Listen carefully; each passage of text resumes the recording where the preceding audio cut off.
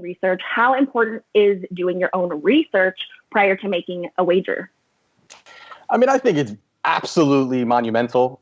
When you're talking about, you want to get the right price and you want to get, your money in good and all these other things. But peeling back another layer to just that, I think has to be research. I think you have to really dive into a lot of different things. And the one thing I want to say before even getting into that is that there isn't one way to just do this. There's a lot of different cappers that, and even mid-major Matt, kind of the way we were talk to him, he does it a different way, and the way that he likes to break down certain things. And it's the same thing with UFC, it's the same thing with every sport, that you really have to have different ways and that would work for you. And there's even times where I'm fine-tuning some of these things. I'm kind of finding another opportunity to, maybe there's something else that I do like, or maybe I want to change something. So I think a lot of that helps you become a better capper. And also it's, when you're saying you want to get a good line or anything like that, that's important. But that's if you're just talking about high level stuff, as in, height, reach, those kind of things, there's a next level to that. That's basically like saying, Drew Brees is 6 foot 185, and that's all you're going to talk about. There's how's the defense running, who's playing, who's hurt, is it home or away? There's a lot more levels to it. So I think taking that aspect of it and that mind frame, I think really helps you even get better value and get your money in good if you really take a look at the line, and then making sure that the best way to find out if the line is good is by actually going in there, doing research, and finding out where you're going to have that betting edge. Right. Good point. Thank you for plugging in Drew Brees there. I appreciate that. We have UFC 249 on Saturday, May 9th, taking place in Jacksonville, Florida. And then two more events right after that. One on Wednesday, May 13th. May 13th, please. Yes. And another May 16th. Gosh, what are your thoughts on UFC pushing out all these events in the span of 1 week? I think that the first thing is that it's, you can't be, the market's going to be different. For me, the way that I even take a look at UFC as a whole is sometimes I'm looking out, we talked about it, I'm looking out sometimes far, I see some certain lines that I like, and that kind of thing. And that's when now it's a lot different. I mean, you have mass amounts of people that were betting the draft. In normal sense, they wouldn't be, at least to that capacity. And I think the volume here is going to be a lot different. You're going to have a big volume coming in. It's going to change the type of the lines already the lines are moving and we're far out. We're a couple of weeks out. That normally, typically with the UFC is not what happens. You're really going to see small volume of betting, and then you're going to see it start to really fight week and everything else. It starts to build up, and that's when you see some more of the line movement. So I've been pretty good with kind of, holding off on a bet, betting early, betting late, kind of seeing where things go. And that's kind of the way I think that you can find some success in that aspect. But with this type of market and having 3 events, it's just going to be, I think the line's going to be changing dramatically overall. Really? So would you say your capping strategy changes having so many events in 1 week and without fans? I think the one thing is you don't want to be overwhelmed. I think that people, when they, you see that there's 3 events, you want to bet so many of them. We're going to, get into a lot of other stuff, but you have 3 events, and even for myself, you still want to stick to your process. You still want to stick to what works for you. Don't be overwhelmed with it. Still take a look at your processes. And with 3 events, and again, we're going to get into it, there's just so many betting opportunities. And I don't think that if you're really taking a look at one individually and then moving to the next one, that's the best way to cap. You can maybe bet out a little bit, but I think that, again, stick to your strategy, and then I think that's the way you'll have more success. Okay, so don't really stray away from your strategy. So when you first look at one single upcoming event, where do you start capping and looking? What exactly do you look for? Well, I think even the first thing, and maybe taking it back a little bit, would be that there's 45 events. And I've said this many times, 45, 46 roughly events every year. And the one great thing about the UFC is that there is no off season. So, maybe if somebody's really great at a particular sport, if it's hockey or if it's, college football, there's an allotted amount of time in that year that they're going to be able to place those wagers. Of course, there's well-rounded cappers that do multiple sports. But for me, I look at it as such a great opportunity because there's never an off season. And again, if there's 1 week where there's, no UFC, in a normal world, it's it's different. You're kind of shocked that there's nothing. And it's almost the MMA community doesn't know what to do. So I think the first thing is definitely taking a look at not being scared to pass on an event. And with another one, and again, that happened even this year when I was having, conversations and figuring out which one I'm going to be betting. And, there was one that, on a hot streak doing good. And as much as you want to push out volume, as much as you want to, get more picks out there. And I'm more a believer in it's going to be quality over quantity. And that's where you're going to find more success. So I think with giving up on particular event, and there was one where I didn't release any plays, I didn't give out any free plays at all, and there was one that I sort of liked, and I just got off the card completely and was able to then focus on a card where I thought there was more value. So when you're looking at a card overall, I think for me, I'm looking at 2 to roughly 5 fights on that particular card that I'm looking at and saying, hey, these are the few that I like. And I'm going to focus in on them, and then we'll get through the strategy. But that's typically for me because I'm not looking at, and a lot of people get excited. It's almost like a football Sunday. You want to bet the 1 o'clocks and the night game, and you want to. I think that don't spread out your basically your bankroll over that. I think that more it's look for the stronger positions, and then you're going to have more success if you're able to do that. So true. And I don't think that just applies to UFC. I think that applies to all sports. Like you said, like for football, you can't just bet the morning, afternoon, night game all day long. You got to find one that you really, really like and feel confident in so you can be successful. Love it. So when you find a fight you really like, what steps do you then take? So after and the one thing again is I'm going down the list. So, sometimes there's a fight that sticks out and, there's whether it's a hype fight, it's a main event, a title fight. Of course, that's going to get a lot of the looks and people are going to be more excited to kind of go to those. But what I do is once I take a look at a fight and I say, hey, the line is interesting to me. Let me take a look at it. Once I do that, then I'm diving into the fight itself. And I think this is a part too where is definitely slept on a lot because everybody, at least in my opinion, and again, I'm sure a lot of people that tap UFC, you know every fight. People know all the fights. They know what happened. They know how the fighter lost, how the fighter won. And I think a lot of times that can play tricks on you. I think because a lot of the times it was a third round late knockout for that fighter. And that's what everybody remembers. They're going to remember that knockout. They're going to remember that, hey, that was the big knockout that happened. And they don't, taking a look at what happened in those first and second rounds is absolutely critical because there's positions where a guy has absolutely been getting beaten up, or at least maybe not on completely one-sided, but beaten up, and then he lands a big shot, gets the win. But really diving into what happened in those rounds. It's not always just the results and saying, oh, the result was this. Oh, that's what happened in this fight. There's a lot more pieces that go into it. And for me, it's going to be looking at if it's a particular fight and I'm looking at it. And there's times where I've spent hours capping a fight, looking at it, going through research. And as I'm going through it, I start to realize that there actually isn't value in this spot, or the line is actually pretty sharp. And I think that it's not worth a bet.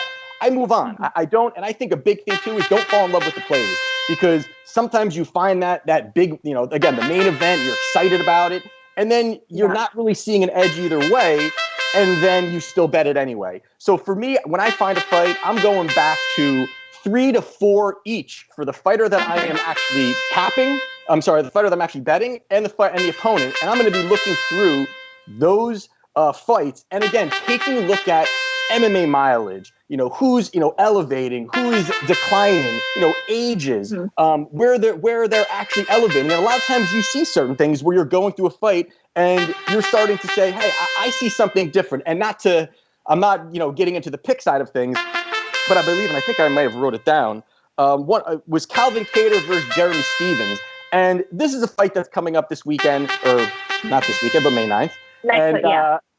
And the line right now, you've got Kattar, who's minus 245, and you've got Jeremy Stevens, who is a plus 210 roughly, and that's giving Stevens roughly the implied probability of about 32%. So if you're looking at those kinds of numbers, that's important. Of course, that's important, but you now need to look at what is the next layer to it. And if you look at somebody like Kattar is a fighter who stands from the outside, loves to use his jab and move forward. And he's been very, very good with those kind of techniques. And the reason that he has actually shown some vulnerability is with fighters that move forward, or the way that you can actually counter a great jab puncher is by shortening the distance between yourself and the fighter. So somebody like Jeremy Stephens actually doesn't have the greatest, it actually does have a good forward movement. So what he does is he moves forward and shortens that distance. And that's where Kattar, and I'm not saying I'm picking Stephens, but that's where it shows that Kattar actually, this could be a spot where he could be hit. And it's shown multiple times by, Kattar has won fights. But if you look at the styles, it starts to make sense where a little bit at 32%, at 210, there's actually some value there. And I haven't finished capping that fight, but that's on top of my head, basically saying there's opportunity there. So again, you got to go through all of this. You got to go through the numbers. It's not always, hey, it's minus 130 and now it's minus 150. And that's my decision. Hey, now get off of that. But why? There has to be a reason behind why you're either betting it or you're not. It can't just be the number itself. Yes, that's important, and it has proven profit over time, but you have to have some kind of reason behind it, and going through the fights is going to be the best way. Right. Research is important is what you're basically saying. Yes.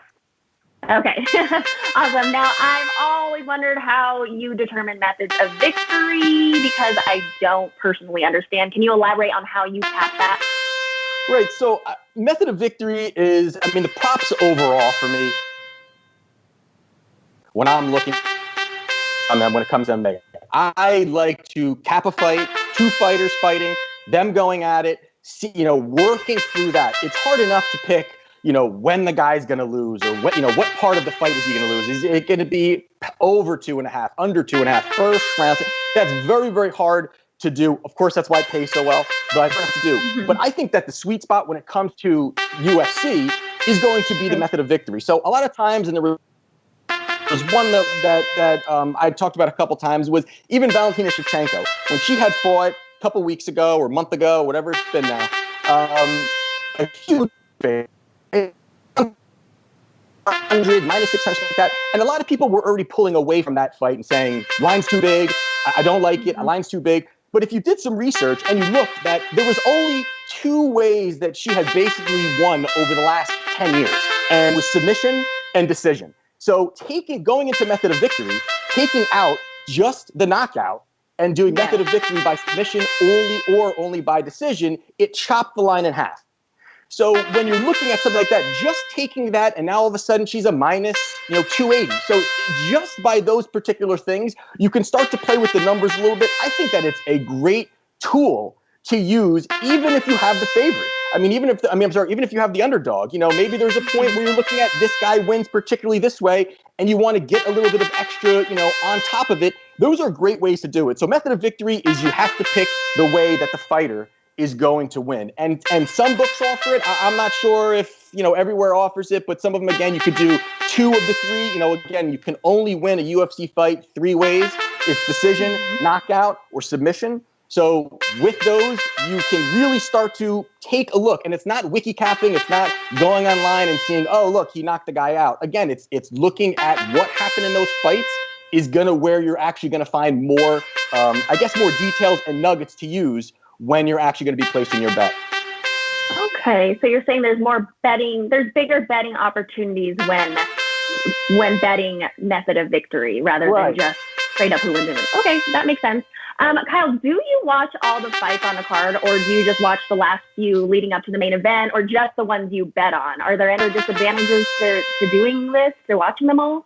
I do watch them all. And again, I know, and I think I talked to Andrew about this as well, that, some people could care less. They don't watch, whether it's the football game, wherever it may be. And I'm not even saying just to cheer it in. It's not, hey, I'm going to cheer this in. And I look at it more as opportunities. So when I'm watching a UFC card, there's going to be roughly 13 fights that are going to be on that card. You have to look at, you're going to watch a bunch of fighters. And not only, and I'm not a type of person that I need to have action on every fight. I enjoy the art of fighting. And that, I think, is enough for me to be involved and just want to pay attention to it. But on the betting side of it, you're going to find some prelim fighters. You're going to find some opportunities where maybe a new fighter who just came into the UFC, you want to take a look at some of these people. You want to take a look at it. And sometimes I'm writing these names down. So there's been points, and we talked about it also about Justin Taffa.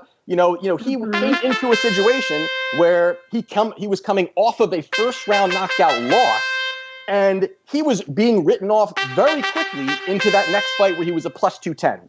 And that was a guy that after he lost that fight, and this was just me watching the fight live, I said, you know what, this guy is going to get great price on his next fight because he's going to take a step down in competition. He's not going to stay at that same competition level because most of the time a guy loses, or a couple, depending where they are, of course, they move down in competition level, and then there actually more chance, of course, for them to win, but betting wise, people aren't realizing that the competition level has stepped down. So with that was a great spot to bet him, and he ended up cashing and getting the first round knockout. So there's ways that I'm basically capping it almost as I'm going and jotting things down. I think that's very important because I'm looking at this as entertainment. Of course, I want to watch it because I love the sport. And I think that's a critical part too when it comes to just capping anything. I think if you're more, emotionally involved in it and not just, hey, I've got a favorite fighter and I hope this fighter wins, more looking at it as I'm going to pay attention to this because there's going to be some nuggets in there that I'm going to be able to jot down, find if the line's good. Sometimes it pans out, sometimes it doesn't, but it's another tool that's going to help you when that fighter comes back up and you do see that he's fighting. You can then take a look and say, you know what? I'm going to do the real research behind this because the last fight felt like it wasn't actually the way that it should have played out. Interesting. All right. Now, quick last question. What is some advice you can give a new UFC bettors for them to be successful in the long run? Well, I think a big thing with it is going to have to be it's the bankroll management. I know everybody preaches that, and that's just, a regurgitated thing that's on every one of these shows. But it's very true, of course, that you have to have that. You have to have discipline. But I think that allotting a certain amount of money, the way that I do it is I tier my bets. So I actually end up, kind of going into it. Each event to me is its own bet. So when I'm taking a look at a fight or I'm taking a look at an event and I think that a newer bettor coming in, this is something that they could do is say, hey, I've got whatever amount of money it is for this event, and I'm going to then use certain percentages for it. So the way that I ended up doing it for myself is... Yes, how do you tier your bets? The way that I do it is basically, I'm looking for 2 to 5 plays on an actual event, and I'm looking at 2 of those. And those are the ones that I release. I'm looking at 80% of my allotted money for that event on those particular fights. And a lot of times people, and again, new people coming in, they're gonna, they want to parlay everything. You want to parlay this, and you've got the and especially in UFC, the one thing about it when you're parlaying, those numbers can really skyrocket when you're doing even a 3 or a 4 fight. I mean, and you throw in a plus 210 in there, and it really starts to. For a new bettor, it becomes very, very intriguing. You start to want to do that. So that, to me, is a thing that you have to really take out of the picture. And the way that I tier it is really, I'm looking at 80% of my allotted amount of money. And again, people do this differently. This is the way I do it. 80% of my allotted amount of money for that event is going to go on the plays that I release. And then about roughly that other 20% or so, I'm going to look at 10% of that is going to go to a parlay. That's how small that I'm looking to then place, because if I have a really great night, and we've had some really great nights, that's where you're really able to, maximize some of those odds. And then the other 10, 15% somewhere in there, I'm looking at, that's where I'm doing some of the free plays that I offer. Those are the ones that I'm going to also trickle in there. So really putting it together that way is that a lot of times people are going to, the 2 fights that somebody loved wins, and then they bet 4 other ones because they just wanted action. You're taking money off of your bankroll. You're really not tiering your bets right. I think that's important because, again, anybody can, picking winners is one thing, but making sure you've got the bankroll management, making sure that you're tiering your bets correctly, making sure you're doing the research behind it, why the line is moving that certain way, and then the path to victory. The path to victory is important. So what is the probability of this thing certain happening? And again, people use that in football, but sometimes they talk it down, or another sport, they talk it down in MMA, but that's absolutely positively true when you're capping a fight. So overall, stay away from the parlays is the short answer to that. Gotcha. Yes, you always stay away from parlays unless, I mean, everyone's always going to sprinkle a little bit on like a long shot parlay, you know. But that's right, well, again, that's like 5-10%. You know, that's a small amount. Super small. Yes.